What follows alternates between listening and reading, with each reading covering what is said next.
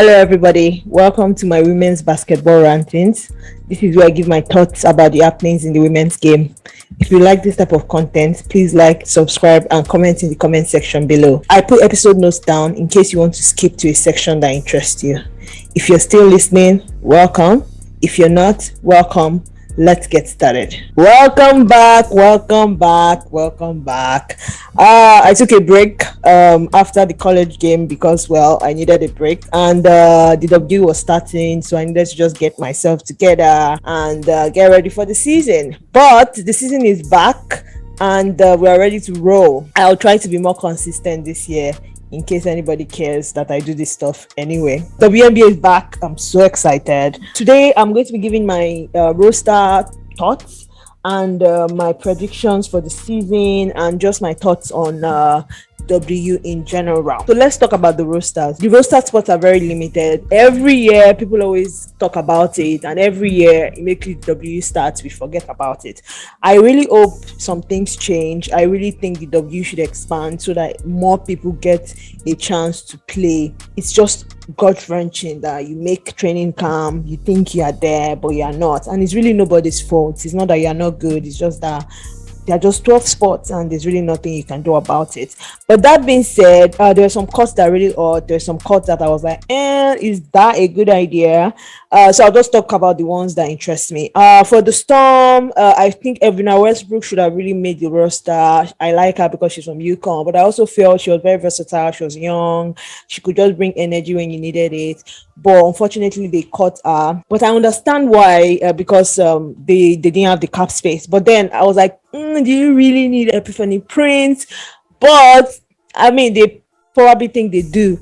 And yeah, she does produce. But I was like, her contract is so heavy. Like, do you really need her? Like, you could get two people for a price. But I guess one Epiphany Prince is what two rookies. Another roster cut that I found very weird was the Minnesota Lynx.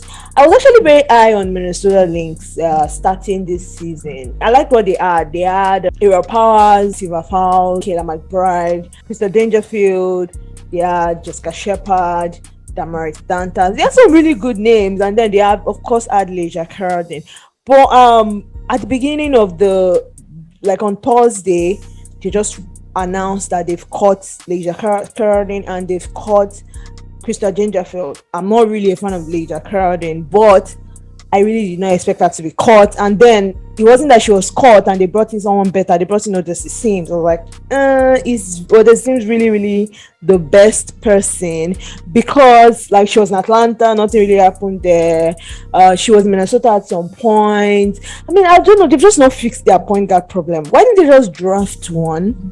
Or trade for one? I mean, they had Krista Dangerfield. She was right there. Why didn't you just develop her instead of just cutting her outright? I felt the whole thing was weird. But hey, she's in Indiana now. The whole thing was just weird. Anyway, I don't know. And then after those cuts, the roster just looked really basic to me. Like, there's only so much Kayla McBride can do, and she chokes in big games anyway. Like, half the time, like, she's supposed to be a 3-point specialist, but I've never really seen her shine like that. And then they now put this lady Natalia Chanwa. She's 160,000. I don't see what she does. I don't know why she really put on a 160,000 contract. The only explanation is that they want to tank. That's it. They want to rebuild. That's the only explanation I have for that roster. Rating the rosters, I won't talk about them toe and toe. So I'll just use the roster and the first game. I'll just merge them together because, well, the roster people are in the first games. Let's start with the Mystics and the Fever. So the Fever is young, they're fresh, they had a bunch of rookies. I really don't expect anything good from them, but they did fight. I mean, they hung for a bit with the Mystics, but I did not expect anything from them. They have the energy. I think I give it to them, and I hope they turn that into wins. You could tell that they were a bit inexperienced. But I like the energy, and that's all you need, really.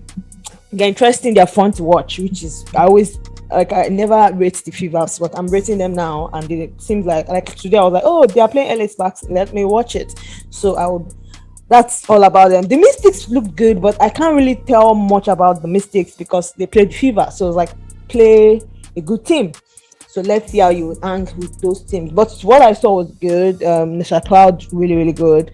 Elena Deladon looked good. So for the Storm, which is a game I really, really loved, the Storm was like, I mean, they were the Storm. They came in, they killed it. The first half was really rough, but I can understand that because, like, first game of the season, trying to just get themselves together. But the minute they got themselves together, the patented third quarter run from the Storm, they just blitzed the Minnesota Lynx. They blitzed them just. The funniest thing is that I slept off, it was 41-41. By the time I woke up, it was like 4 minutes into the third quarter, and they had a 20-point lead. How did you get a 20-point lead in 6 minutes? Ow! Ow! It was crazy. So I went back to watch it. I saw how they did it. Those guys are just good. I give it to them. Yeah, that roster is good. I like the roster. I like Burn January. She comes in, brings the energy. Cappy Williams has energy. John Lavender is actually good. Who would have thought about it, looking at how bad she was in Indiana? I like it. I think they can hang. It's a roster that can hang with the best of them. I'm very interested to see how they do with the Aces today. All right. So let me go to the interesting points. LA Sparks and Chicago. I really thought Chicago was going to win that game, but LA Sparks showed that yeah, they have the art, they have the spark, pun intended. Jonah Canada was very impressive. I mean, 21 points. She was not joking around. Chicago is not at full strength, but hey, what they had, they could have easily won that game, but LA Sparks would not be denied. They just had some really good, like, energy bringing players. Like, they had Jonah Canada, they had Kenneth Carter, they had Lexi Brown that was just shooting and shooting. It was crazy. She did not miss.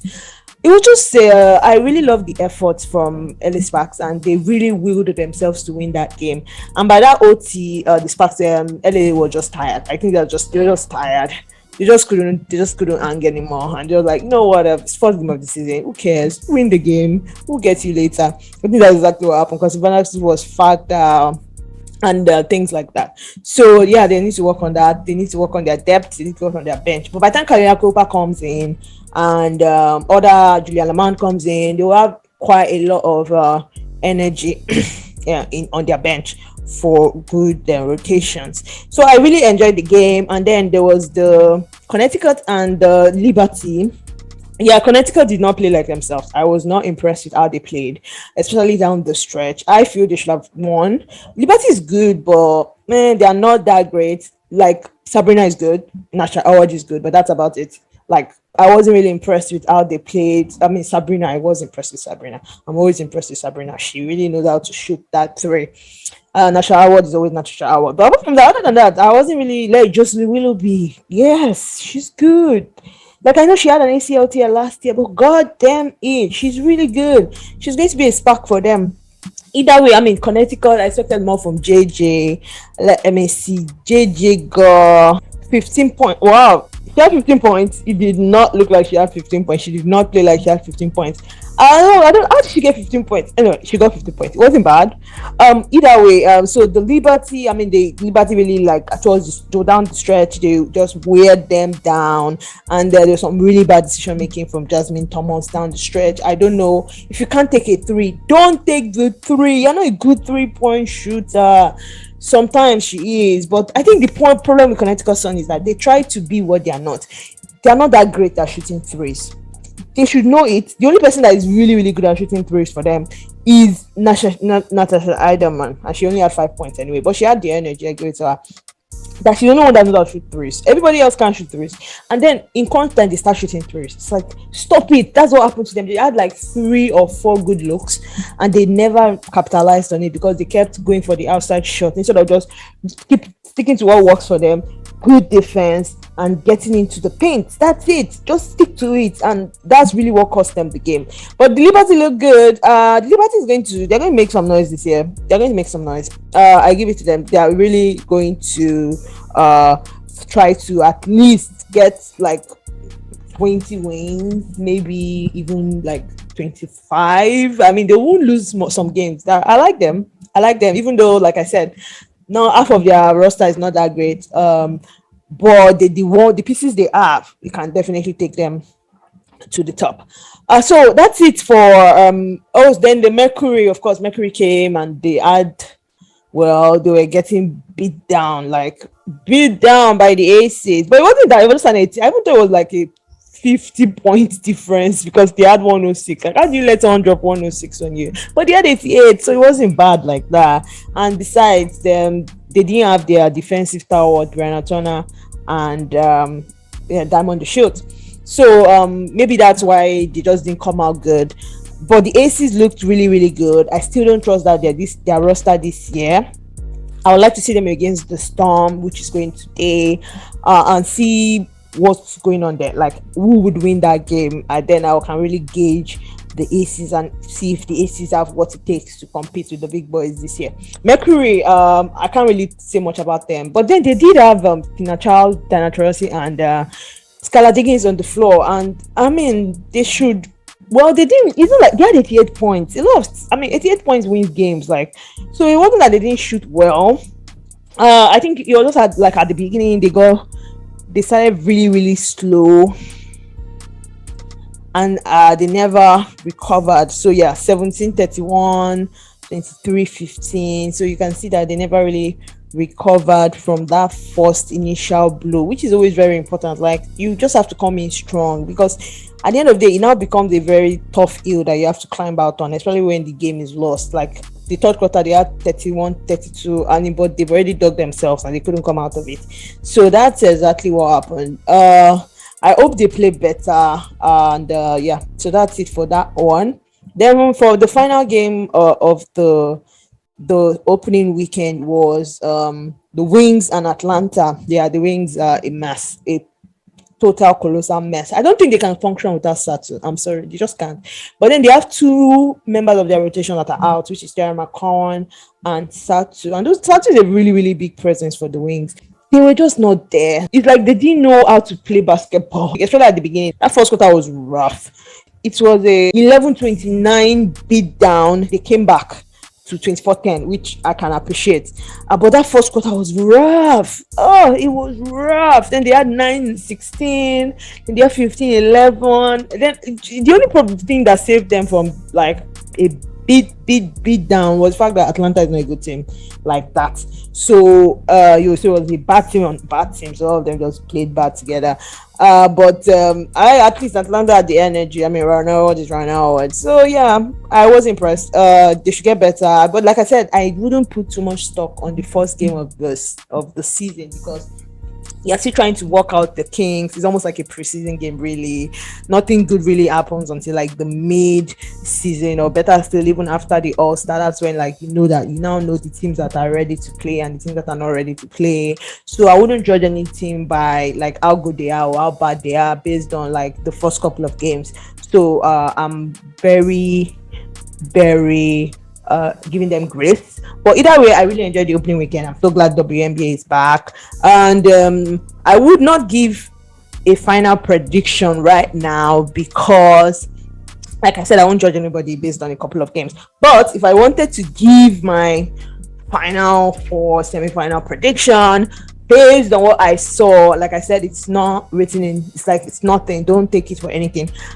Based on opening weekend, I would say the Storm, the Aces, the Liberty, and the Sky. Yeah, I know I put the Sky instead of Sparks, and I don't still trust the Sparks. I'll take the Sky. I mean, I still trust them. So those are my four people that I feel would make it based on opening weekend. But every week is subject to change. So that's it. All right, so that's it for my WNBA recap for the opening weekend. Thank you for listening. Have a good day.